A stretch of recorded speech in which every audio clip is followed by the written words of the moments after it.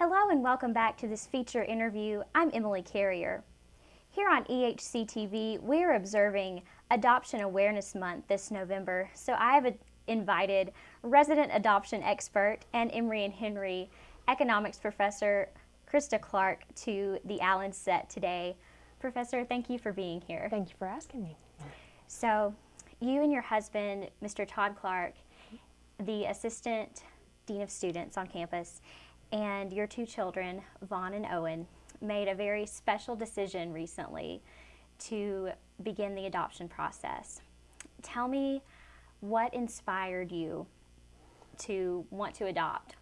Adoption is something that I had wanted to do since I was young.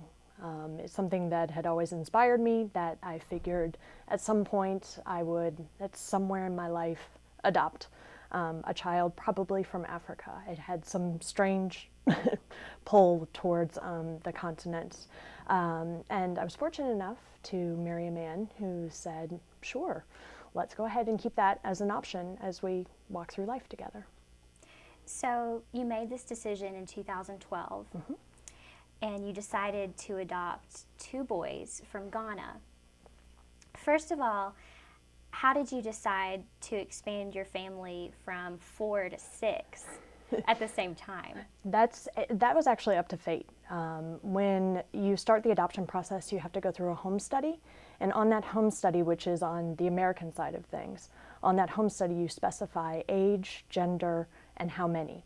And originally we had said we don't care about gender because we wanted to leave it similar to a natural pregnancy. And so the only thing that we did say was the age, and we said probably somewhere between 3 and 8. But then as the process got going, we actually expanded that range from 3 to 11, either gender, and 1 or 2 children, because Todd didn't want to get over to the country and realize that there was a sibling, because there had been some problems with adopting one child and then getting over there and realizing that there was a sibling there who could have been adopted as well. So you ended up adopting Seth and Emmanuel from Ghana. How did you choose that country? Were there other countries, or did you consider a stateside adoption? What factors played into that for you? Because of my dream of adopting from Africa since I was younger, that was really the place that we had looked at and focused on. And originally we had looked at Ethiopia because we had started an adoption process 7 years ago. And then I found out I was pregnant with our youngest son, Vaughn. And so we put that on hold, obviously, until we could get more settled with 2 children. And at that time, 7 years ago, the Ethiopia program was just getting off the ground, and it seemed right. But coming back to it several years later, the Ethiopian program had skyrocketed, and there were a lot of problems actually with people kidnapping children and trying to sell them into the adoption world. And so the governments were a bit more strict, and we didn't really know where the program was going at that point. So we looked again, and we chose Ghana primarily because it was closer to the United States, because we do want to keep a connection to Ghana for all of our family, including my parents and Todd's mom and extended family such as that, if we would ever want to go back there and stay, help out, whatever the case may be. So Ghana it just seemed right. So tell me about the conversation with Owen and Vaughn once you and your husband decided on Ghana and 2 children and all the specifics. Once you made that commitment, tell me about telling your children what you decided. Owen was a bit unsure about it at first because we had extended the age range past his age. He wanted to be the oldest, and that was something that we really couldn't control. And in actuality, Seth is a couple months older than Owen, but they play that out of Owen has expertise in some areas and Seth has expertise in other areas. And so that was a concern of Owen's. And Owen was also old enough to realize that they would look very different from him. And so he was concerned that his friends or other students at Meadowview would make fun of them or do something that was inappropriate. And so he was concerned about that. And it was great to have him voice that so we could address those issues before the adoption process really got rolling. And Vaughn is just Vaughn. He kind of rolls with everything and thought it was cool that he'd have more brothers. So once you got it cleared with the kids, kind of walk me through an overview of the adoption process from when you made the commitment until you got to bring Seth and Emmanuel home to the U.S. It turns out that we are very fortunate, although there were lots of ups and downs. Our process was relatively short and relatively painless as far as paperwork is concerned. However, in the middle of it all, it didn't seem like that. The Ghanaian program in the past year has started to shut down. They're actually shutting their doors to international adoptions in 2014. And that was all happening while we were going through this process. And it didn't seem that way when we first started. After the home study, it was several weeks of waiting and seeing when the referral would come. And actually, the day that I came back from Zambia, we received our referral actually, it wasn't the day that I got back. The day that I came back from Zambia was the day that they were put up and made available for adoption. We were referred them at the end of June.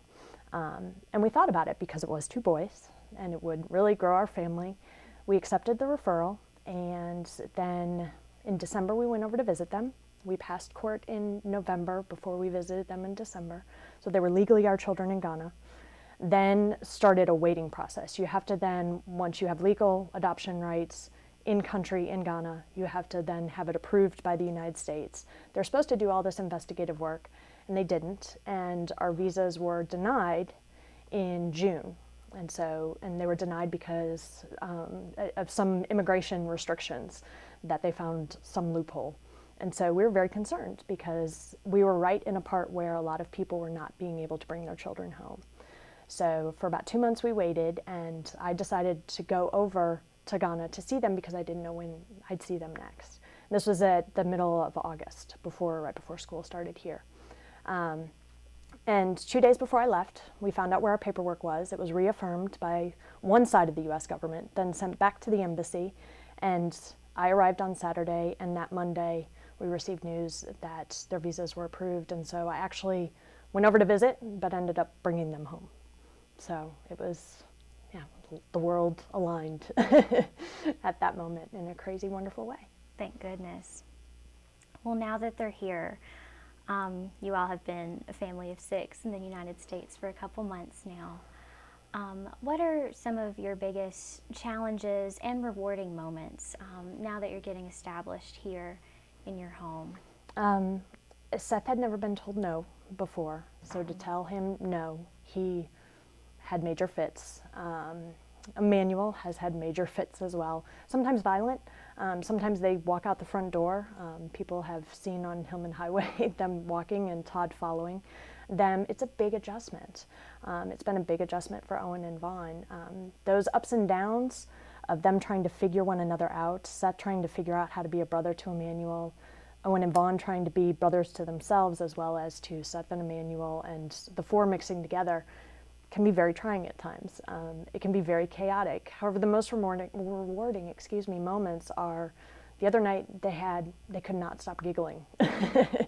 And they were just as if they'd been around each other forever. And when, one of them looks to you and says, "I love you," or gives you a look that Seth can't quite say "I love you" yet, but he'll give you a look that it tells it all. So those are the most rewarding. They're our sons. And that's all that matters.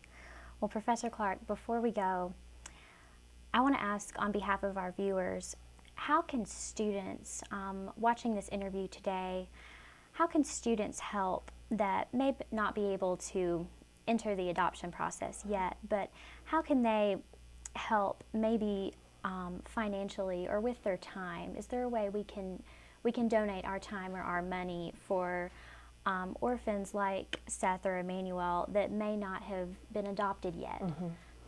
There is one main organization that Todd and I have recently become involved in because it just started itself. When the Ghanaian adoption program, somewhat fell apart, our power of attorneys over in Ghana, as well as the woman we worked with stateside, founded this organization, the Eben Project. And they work first and foremost with family preservation. And so they ask for sponsors to help some of the children, to help keep them possibly in an orphanage while their families are trying to get their feet on the ground. And so there are educational sponsorships. There are also food sponsorships. They're trying to build an orphanage or a house, a place for children to go up in the northern part of Ghana. So that's really monetary. They would welcome though volunteers and to go over. It's actually something that Todd and I would love to do, is to possibly start something here where we could take over some students to just show them around. But the neat thing about the organization, Eben Project, or there's another organization, Feeding the Orphans, that's located in Knoxville, is that many of the children we already know. The pastor, who is from Great Mission International, he came here to speak at Emory and Henry a couple months ago. He works with Feeding the Orphans. And so there's a direct connection there of knowing the people who run the organization as well as the children themselves. That's important, and it's neat to me, and it helps me to say this is what the community can do. Well, Professor Clark, I really appreciate you sharing your and your family's story with me today. Thank you for drawing awareness to it. And thank you for watching. This has been your EHC TV feature interview for Professor Clark. I'm Emily Carrier, and now we'll send it over to Tweet, Pray, Love with Cole Conley.